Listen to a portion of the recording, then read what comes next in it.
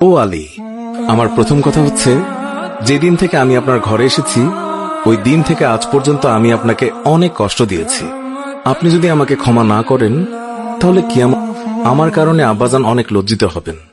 বলেন, আপনি আমাকে ক্ষমা করলেন কিনা? আলী রাদিয়াল্লাহু তাআলা আনহু তিনি তখন উত্তরে বললেন, ইয়া ফাতেমা, তুমি কি বলছো এগুলো? আমি তোমার যোগ্য ছিলাম না।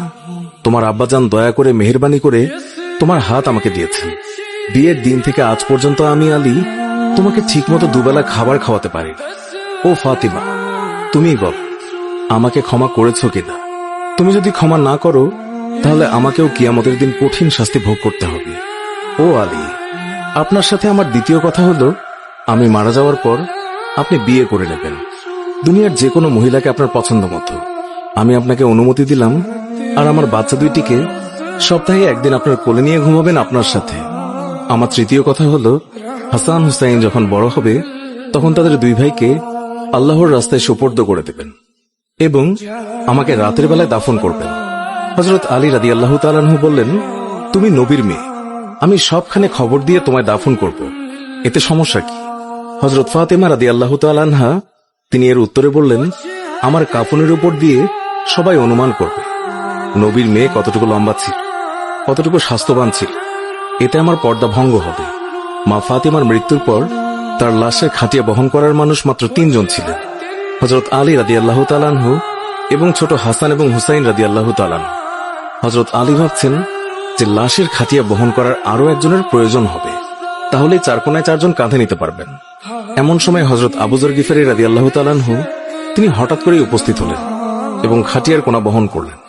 হযরত আলী প্রশ্ন করলেন, হে আবু যর, আমি তো কাউকেই বলিনি, তাহলে আপনি জানলেন কিভাবে? তখন হযরত আবু যর গিফারী রাদিয়াল্লাহু তাআলা আনহু বললেন, আমি আল্লাহর রাসূল সাল্লাল্লাহু আলাইহি ওয়াসাল্লামকে স্বপ্নে দেখেছি। তিনি বললেন, হে আবু যর, আমার ফাতেমার লাশ বহন করার জন্য লোকের অভাব, তুমি তাড়াতাড়ি চলে যাও। ও আলী, আমাকে তো হুজুর সাল্লাল্লাহু আলাইহি ওয়াসাল্লাম আসতে বলেছেন, তাই আমি এসেছি। তোমরা তো আমাকে বলনি। রাতে এসে রাসূলুল্লাহ সাল্লাল্লাহু আলাইহি ওয়াসাল্লাম তিনি স্বপ্নে বলে গিয়েছেন। হযরত ফাতেমা রাদিয়াল্লাহু তাআলা আনহুকে যখন কবরে নামাচ্ছেন তখন হযরত আবু যর গিফারী রাদিয়াল্লাহু তাআলা আনহু কবরের কাছে গিয়ে কবরকে উদ্দেশ্য করে বললেন, হে কবর, তুই কি জানিস আজকে তোর মধ্যে কাকে রাখছি? উনি হচ্ছেন জান্নাতের সকল মহিলাদের সর্দার। হযরত ফাতেমা রাদিয়াল্লাহু তাআলা আনহার কবর থেকে কোনো আওয়াজ আসলো। তিনি আবারও বললেন, উনি হাসান এবং হুসাইনের আম্মা যান। এবারও আগের মতো কোনো আওয়াজ আসলো। তিনি আবার পুনরায় বললেন, উনি হচ্ছেন হযরত আলী রাদিয়াল্লাহু তাআলা আনহুর স্ত্রী। তারপরও কবর থেকে কোনো আওয়াজ আসলো না।